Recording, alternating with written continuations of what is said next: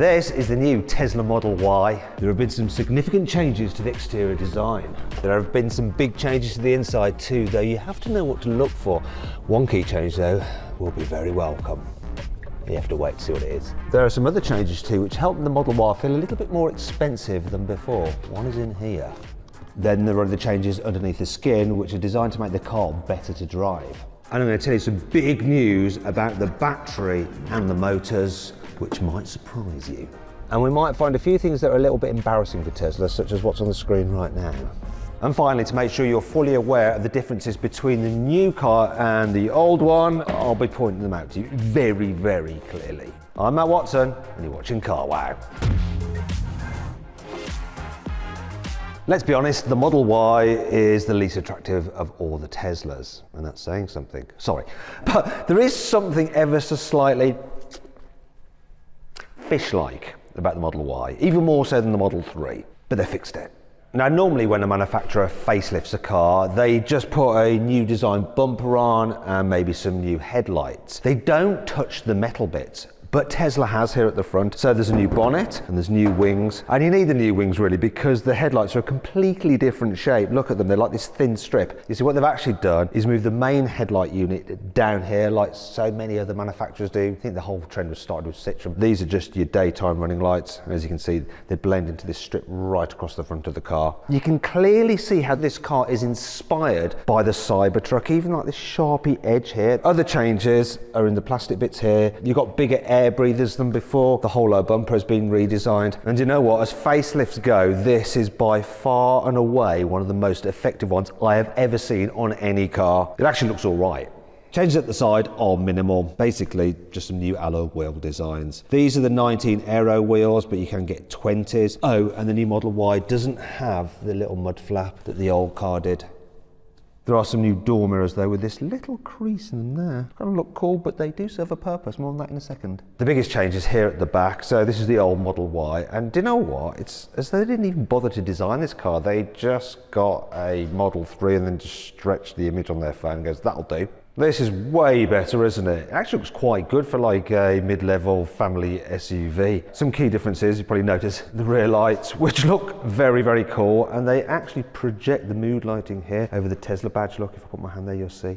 Ooh, got a redesigned rear diffuser as well and a slightly different spoiler, and that brings me on to the differences. You see, while they work visually, they also work aerodynamically. You see, the longest range four-wheel drive version of the Tesla Model Y used to be able to do 331 miles on a full charge, whereas this new one, like for like, can do 353 miles. So that's an improvement of 22 miles, just thanks to all this extra aero stuff. Clever.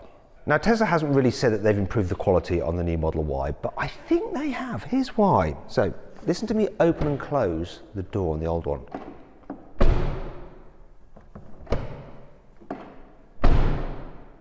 Sounds slightly hollow. Now, have a listen to this one.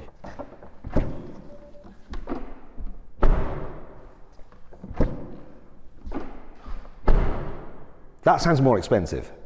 Also, here in the back, while the door pockets are lined with felt, the actual inside isn't, so things can still rattle around in there. Plus, look at the pockets on the seat backs, and look, just a little flap of fabric-y stuff. Here in the new car, the lining in the door pocket not only feels like slightly plusher, but you do have it throughout the entire door bin. Also, the door bin's way bigger. Look, it goes all the way back there. Plus, proper airplane style folders on the seat backs. Way more premium. Also, the fake leather in the old car does feel a little bit plasticky. And, you know, while the quality here on the door trims is okay, I like the Alcantara bit here. When you move over to the new car, that just feels more expensive. We've got more materials going on, more design. It just feels nicer, especially the fake leather on the seats. Just less fake feeling. Here's the cockpit of the previous generation Model Y. Just take note of the center console design with the exposed cup holders, storage there. and the wood trim on the dash, which is actually real but feels fake, although you could have a strip of white plastic. Oh, and obviously look, you've got a lever there for your drive select and for your indicators, and a windscreen wiper button then. Here in the new Model Y you get this new steering wheel, and there are some touch sensitive buttons there, like for the windscreen wipe and various other bits and pieces, but thankfully there is one stalk. So unlike in the Model 3 and the Model S, you do have an indicator stalk. Yay! However, the drive select is still on the screen, which I absolutely hate, to tell you the truth. Speaking of the screen, the main operating system is exactly the same as before, no change there. In fact, there's definitely no change, is there? Because look, graphic of the car isn't the new one. What's going on? Just bear with me, I'm going to go find out. While I'm at it, they've made the door release bigger, so it's easier to actually find the button when you're trying to get out in a hurry. Cameron? Hello. Oh, here we are. I'm hiding behind one of these. Reveal yourself. So what's going on in here? Because I've noticed that we've got the old Model Y. Oh, it's free. Yeah, what's going on? Pre-production. It's going to be a software update to get rid of that. Okay, but obviously when you do the update, it will go over the air, but it will only go to the new Model Ys and not to the old one. So you won't end up with that, the new one, on the screen of the old Model Y, will you? Thinking, or maybe that'll be a tactic to get people to like upgrade. They'll be like, oh no, I'm looking at the new car, it looks way better. I think I need to get the new one. It's because you're too early. Okay, I'm not always that early. Okay, all right, glad we cleared that up.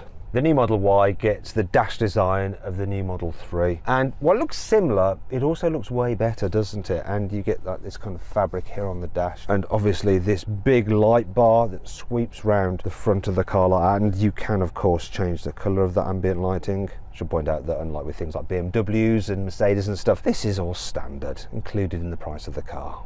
All these features, you get everything that's standard pretty much on a Tesla Model Y. Right, what else do you need to know? You've got a cubby space there, but now the cup holders are covered, just so it has a nice cleaner design to it.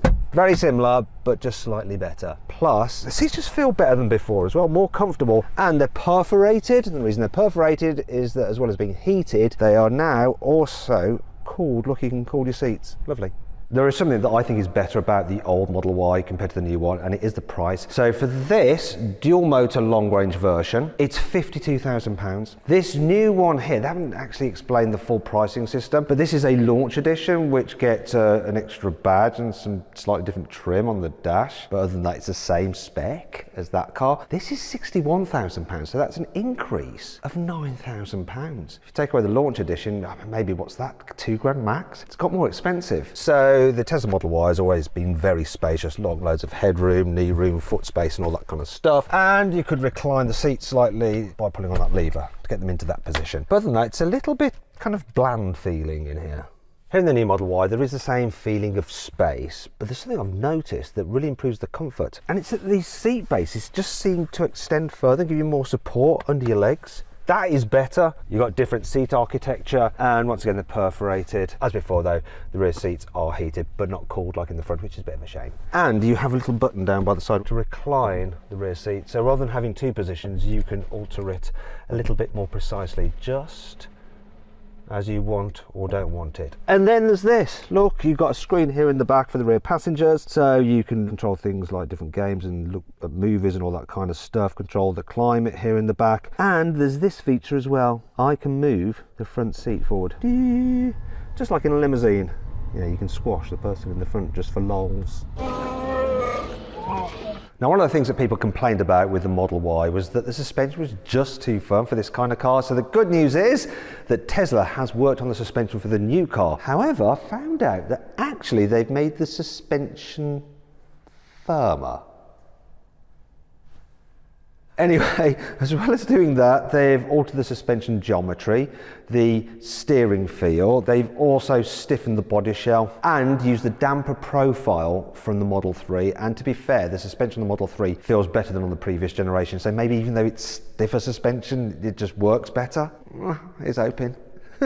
There's also something weird going on with the boot. You see, there is no discernible difference in the shape or the size of the boot. However, Tesla quotes that in total, the new Model Y has 2,130 litres of storage space, whereas the old car has 2,150. So 20 litres has been lost somewhere. Maybe it's just a rounding error. Finally, we come to the big news about the updates with the battery and the motors. And the news is that Actually, there is no news. Sorry to clickbait you, but yeah, it's a bit odd that they haven't done any changes in that respect, though I guess they didn't for the Model 3 upgrade either, did they? So these are the stats.